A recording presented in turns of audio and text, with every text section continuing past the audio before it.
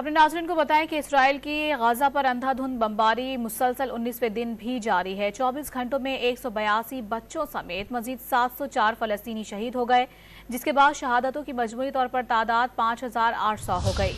مارے جانے والوں میں اقوام متحدہ کے 6 کارکن بھی شامل ہیں۔ عالمی ادارے کے مطابق 7 اکتوبر سے ہلاک ہونے والے عملے کی تعداد 35 ہو گئی ہے۔ بین الاقوامی میڈیا کے مطابق غزہ میں گزشتہ شب اسرائیلی بمباری سے تباہ عمارتوں کے ملبے سے زخمیوں کو نکالے جانے کا سلسلہ جاری ہے۔ آلات اور مشینری نہ ہونے کے باعث کنکریٹ کے ملبے میں دبے افراد کو نکالنا مشکل ہو گیا۔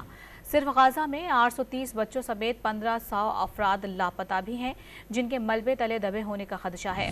عالمی میڈیا رپورٹس کے مطابق اسرائیلی بمباری سے شہید ہونے والوں میں 2000 سے زائد بچے اور 1100 خواتین بھی شامل ہیں۔ زخمیوں کی مجموعی تعداد 15000 سے زائد ہو چکی ہے۔ اسپتالوں میں دواؤں اور ایندھن کی قلت کے باعث زخمیوں کے علاج معالجے میں شدید مشکلات کا سامنا ہے۔